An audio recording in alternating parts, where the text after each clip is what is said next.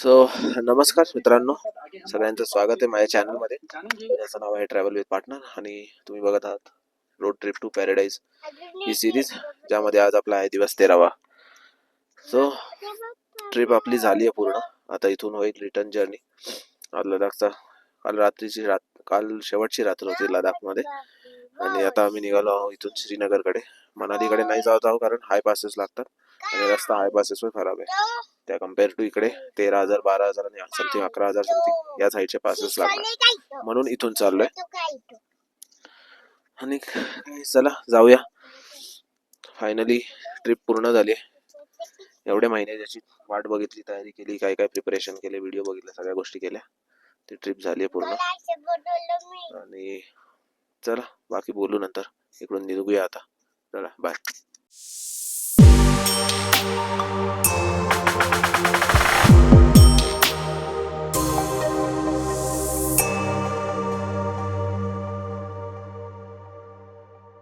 So Ladakh बराच time सगळं preparation वगैरे केलं, ते तर मी सांगितलंच. पण फर्स्ट टाइम जे इंट्रोड्यूस झालं होतं लडाख 90s किडसाठी, ते होतं 2003 साली आलेल्या पाप चित्रपटमध्ये, ज्यामध्ये John Ibrahim first generation safari इथल्या डोंगरांमध्ये चालवतो. हिरोईन असते उदिता गोस्वामी, तिला वाचवायला फ्रॉम गुलशन ग्रोवर. आणि गुलशन ग्रोवर त्याच्या कॉलेजमधून त्याचा पाठलाग करत होतो. फर्स्ट टाइम तेव्हा लडाख बघितलं होतं, काय असतं कसं असतं. आणि अशी पण कुठली जागा आहे जिथे एवढे उंच डोंगर आहेत आणि असे रस्ते आहेत आणि एवढ्या मोठमोठ्या नद्या आहेत, मेन तर, जे आपल्याला आपल्या साईडकडे बघायला नाही मिळत. सो तेव्हापासून या जागेचं आकर्षण होतं. 2017 मध्ये आलो होतो फॅमिलीसोबत, बट तेव्हा सेल्फ ड्रिव्हन नव्हतं. रेंटेड कारमधून पूर्ण सर्किट कम्प्लीट केला होता. पण आज स्वतः चालवून त्याच रस्त्यांवर त्याच ठिकाणी 2-4 एक्स्ट्रा गोष्टी पण बघितल्या. पण तिथे चालवून त्या टफ टेरेनमध्ये राहून स्वतःची गाडीची काळजी वगैरे घेणं, सगळ्या गोष्टी करणं खूप भारी वाटतं. आणि ते गाणं गरज बरज सावन गिरा आयो, ते तर काल ऐकताना एकदम असं इमोशनल झालं मला. कारण लहानपणी कॉलेज टाइममध्ये बघितलेलं ते गाणं होतं. त्या टाइममध्ये तर बट ऑब्वियस कोणीच अलाव केलं नसतं इकडे ट्रॅव्हल करणं, आणि कोणी विचारही नव्हतं करत या साईडला ट्रॅव्हल करायचं लडाखमध्ये. कारण सोशल मीडिया नव्हतं, काहीच नव्हतं, त्यामुळे कोणाला माहितीच नव्हतं या जागेबद्दल. सो खूप भारी वाटतंय आणि खूप भरून पण असं येतंय की चाललोय परत. आता परत त्याच, म्हणजे हे डोंगर सगळे दिसणार नाही परत कधी येऊ हे पण माहित नाही. 17 नंतर आज 25 आहे. याच यायला इतकी वर्ष गेली. परत ही डोंगर, ही अशक्य वाटणारी थंडी, ते रस्ते, ते सगळ्या गोष्टी ज्या काही आम्ही एक्सपिरियन्स केले, त्या परत कधी फील करू माहित नाही. सो खूप वेगळं वाटतंय. परत चाललोय आता, पण जावं तर लागणारच आहे, आपण इथे राहत नाही. सही आहे. प्रत्येकाने या लाईफमध्ये एकदा तरी, लकी आहे मी की दुसऱ्यांदा आलोय. आणि अजून 2 सर्किट इथले बाकी आहेत, झंस्कार आणि स्पिती व्हॅली. सो त्यांचा पण प्लॅन कधीतरी बनेलच. तोपर्यंत तर वाटच बघावी लागेल. तोपर्यंत तर हे व्हिडिओज बघूनच आठवणी ताज्या करू शकतो. सो प्रत्येकाने या, एक्सपिरियन्स करा. कसंही या, स्वतःच्या गाडीने ट्रॅव्हलने पण घ्या. बिकॉज जे आहे इथे ते तुम्हाला भारतात अजून कुठेहीच नाही एक्सपिरियन्स करता. चला भेटूया परत कुठेतरी ब्रेकफास्ट करायला. बाय. आता लेहवरून निघाल्यावर आम्ही आलो आहे गुरुद्वारा श्री पत्थर साहेब इथे. ऑन द वे आहे श्रीनगर आणि लेहचा जो हायवे त्याच्या ऑन द वे आहे. तो चला जाऊया दर्शनाला. आणि काय त्याला म्हणतात, आपलं कॅमेरा अलाउड आहे की नाही काय ते बघू तिकडे. चलो बाय.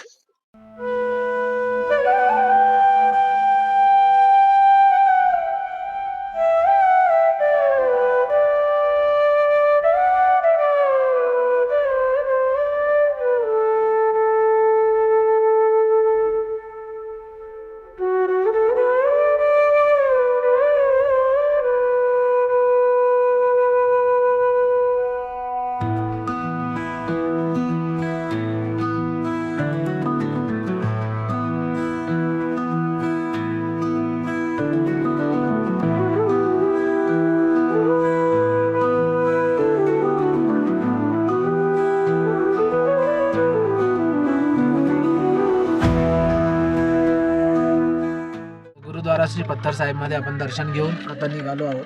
आतमध्ये व्हिडिओग्राफी आणि फोटोग्राफी अलाउड नाही आहे.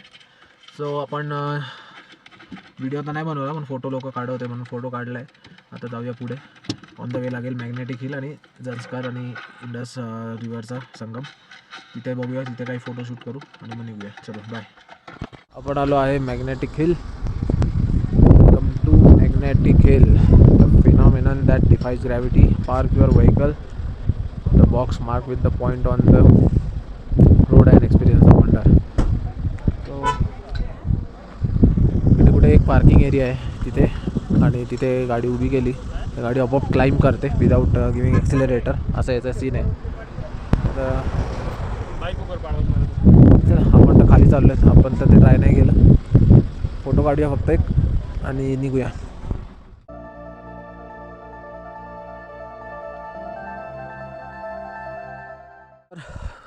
मॅग्नेटिक हिलवरून थोडंच पुढे आल्यावर येतो संगम व्ह्यू पॉईंट. तर त्याच्याबद्दल आहे. संगम कलर फ्लुएन्स आहे, located at Nimmu on Leh Srinagar highway. is the confluence of Indus, Sindhu and Zanskar river. Zanskar river coming from Zanskar valley of Union Territory of Ladakh meets the Indus river at Nemu, offer a spectacular view to the visitor. The muddy water of the river meet blue water of other at Sangam point and offer beautiful view. A large number of tourists visit Sangam point to enjoy the beauty of nature. Also, this is a river rafting point where adventure enthusiasts may experience thrill over river. So असा हा point आहे. इथे गाडी रस्ता आहे, गाडी अशीच park करून तुम्ही खाली बघू शकता. हा रस्ता श्रीनगरकडे, हा लेहकडे, आणि आय थिंक तो खालचा रस्ता झंस्कार व्हॅलीकडे कुठे जात असेल, डोंट नो, किंवा आपलाच रस्ता फिरून खाली जाईल. तर रिवर राफ्टिंग पॉईंट आहे. समोरून येणारी नदी झंस्कार रिवर आहे, जी झंस्कार व्हॅलीमधनं यायची, जिथे आपलं जायचं बाकी आहे. आणि ही सिंधू नदी, इंडस रिवर, जी इकडनं येते. आणि हे इथे तुम्ही बघू शकतात पाणी कसं मिक्स होतं आहे एकमेकांशी, आणि वेगळा दोन कलर फॉर्म होत आहेत. पण इंडस रिवर झंस्कार रिवरचं पाणी जास्त गढूळ असल्यामुळे पुढे त्याचाच रंग कंटिन्यू होतो आहे. तो चला थोडेसे फोटोज काढू आणि मग जाऊया पुढे.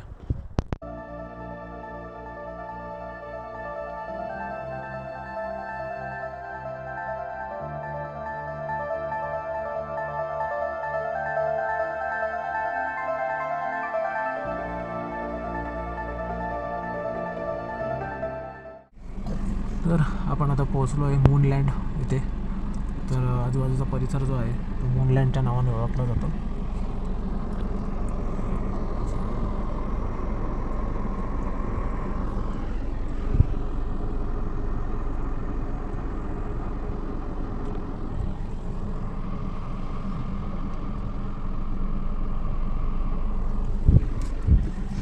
तर इकडे असलेल्या ह्या वेगळ्याच भौगोलिक परिस्थितीमुळे ह्याला मूनलँड असं बोललं जातं. जाऊया पुढे, बघूया एक्झॅक्ट लोकेशन कुठे इथे थांबायची. हा आहे मूनलँड. ह्याच्या जे भौगोलिक परिस्थिती, ज्या प्रकारचे डोंगर आहे, त्यामुळे याला मूनलँड असं इथे दिलं आहे. चला एक दोन फोटो घेऊया आणि निघूया पुढच्या प्रवासाला.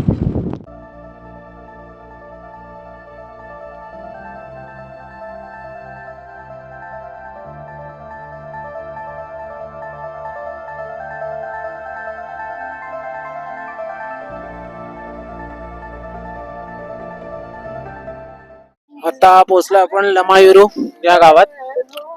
आणि लमायुरू हे फोटूला पासच्या आधी पडणारं गाव आहे. जो कधी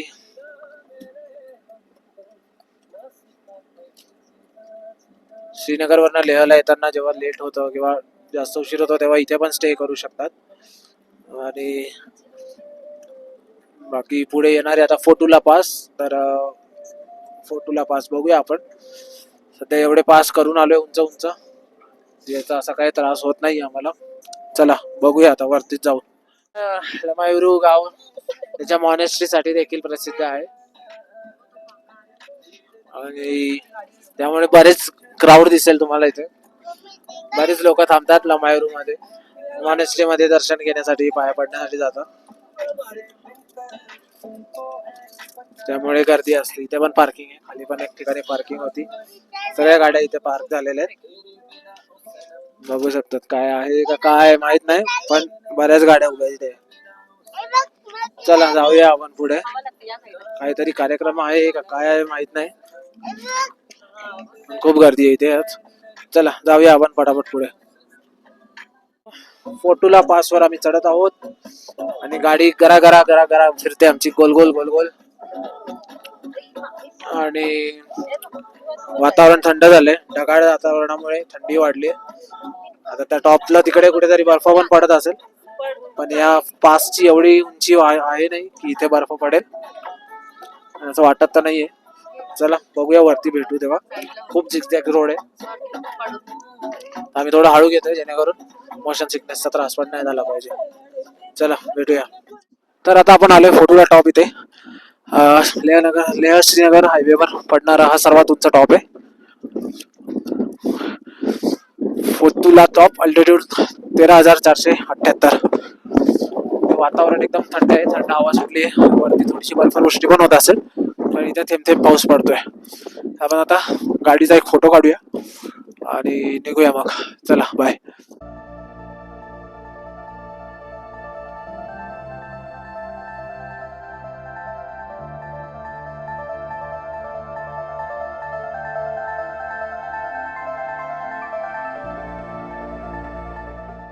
तर आता आपण आलोय नमकीला पासवर, जो आहे 12,000 समथिंग फुटावर.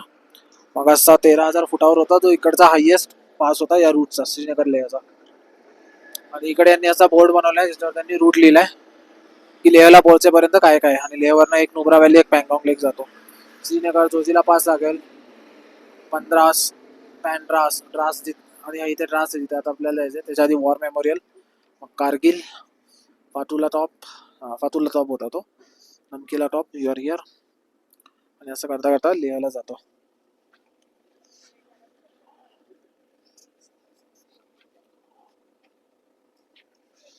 सो असा आहे पास. मग अशी तिकडे वातावरण पावसाळी वातावरण होतं, त्यामुळे आपण जॅकेट वगैरे घातलं आणि हवा खूप सुटलेली, खूप थंडी होती. पण इकडे तसं काही नाही आहे, सगळं नॉर्मल आहे एकदम. क्लायमेट पण नॉर्मल आहे, गरम नाही होत पण थंडी पण नाही आहे एकदम. चला गाडीचा फोटो घेऊ, आपला फोटो घेऊ, बघूया मग.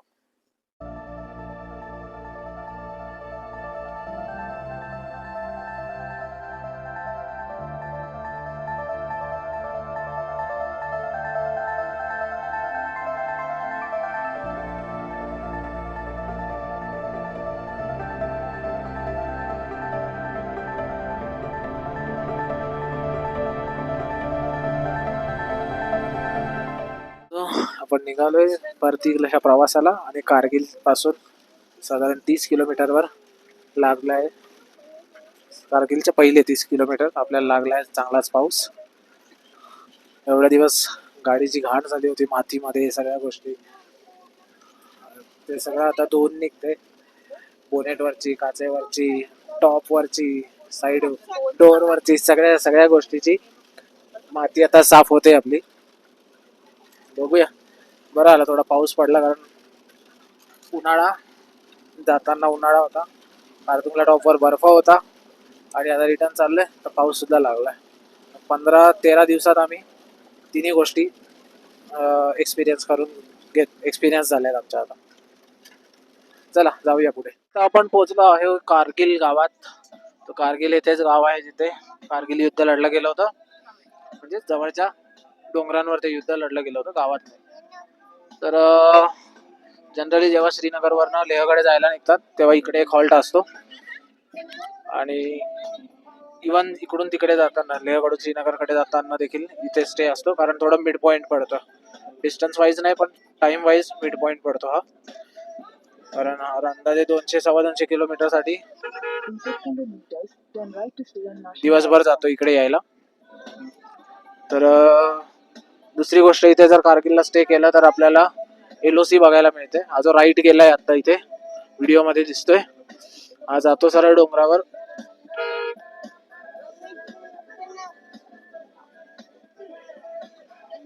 हा डोंगरावर जातो, जिथून आपल्याला LOC बघता येते. LOC म्हणजे लाईन ऑफ कंट्रोल, जिकडून पाकिस्तानचे बंकर सुद्धा दिसतात, पाकिस्तानचं शेवटचं गाव दिसतं आणि त्यांचे जे मस्जिद वगैरे जे काय आहे ते पण दिसतात आणि खळखळून वाहणारी नदी आहे कारगिलला. मागच्या वेळेस आम्ही हा जो लेफ्टला रोड गेलाय तिकडे राहिलो होतो, पण आता आपण चाललो आहोत द्रासला. कारण द्रास आपल्याला प्लॅनिंग असं आहे की आता द्रासला राहून नंतर जे आहे द्रासवरून डायरेक्ट पुढे श्रीनगर कट करून पंजाबमध्ये जायचं. चला भेटूया नंतर. इथे थोडा रस्ता खराब आहे. कारगिल क्रॉस करून द्रासच्या 6 किलोमीटर पहिले आहे कारगिल वॉर मेमोरियल. या बाजूला कारगिल वॉर मेमोरियल आहे. आतमध्ये कारगिलचं जे युद्ध झालं होतं त्या सर्व सैनिकांना तिकडे श्रद्धांजली दिलेली आहे. सो आपल्याला आता उशीर होईल अजून, म्हणून आपण नाही थांबूया, आपण जाऊया द्रासला. आणि आतमध्ये या सर्व गोष्टी आहेत.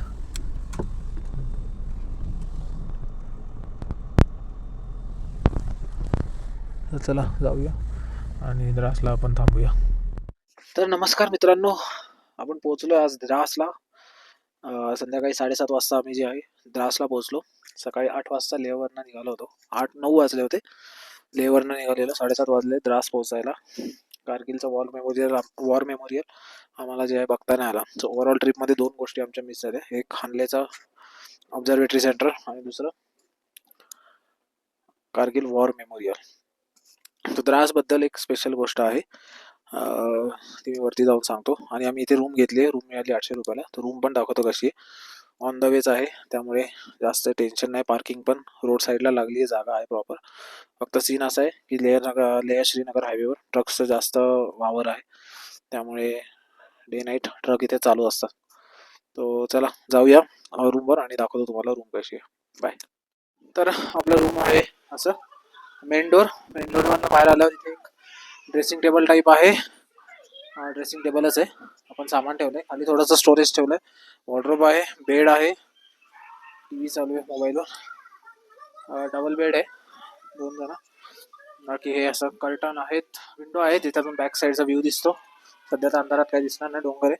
डोंगर आहेत मागे बर्फाचे. आणि हे वॉशरूम आहे.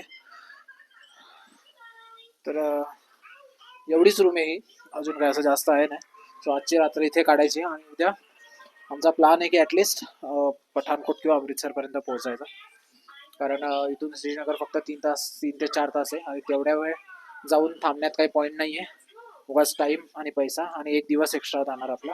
त्याच्यापेक्षा अजून थोडंसं ट्रॅव्हल करून आपण अमृतसर, पंजाब मध्ये अमृतसर वगैरे त्या ठिकाणी पोहोचूया असं प्लॅन आहे. तर चला बघूया काय होते. आणि हां, ते द्रासचं सांगायचं होतं. द्रास वर्ल्ड सेकंड इनहॅबिटेड प्लेस आहे. कोल्डेस्ट म्हणजे वर्ल्ड सेकंड कोल्डेस्ट इनहॅबिटेड प्लेस आहे. तर इथे थंडी खूप असते. आत्ता पण खूप थंडी आहे. म्हणजे कम्पेअर केलं तर लेहला कमी वाटत होते आम्हाला, पण इथे जास्त आहे. सो हे सेकंड त्यासाठीच आहे की हाईट तेवढी नाही आहे अल्टिट्यूड वाईज, पण थंडी खूप आहे. तर चला आराम करूया आणि भेटूया उद्या परत. द्रास टू बघू कुठपर्यंत जाता येईल. हा अमृतसरचा प्लॅन आहे. चला, आणि व्हिडिओ आवडत असेल तर नक्की लाईक करा, शेअर करा आणि चॅनलला सबस्क्राईब करा आणि बेल नोटिफिकेशनला क्लिक करा, जेणेकरून या सिरीजमध्ये येणारे सगळे व्हिडिओ तुम्हाला बघता येते. चला बाय, भेटू नंतर.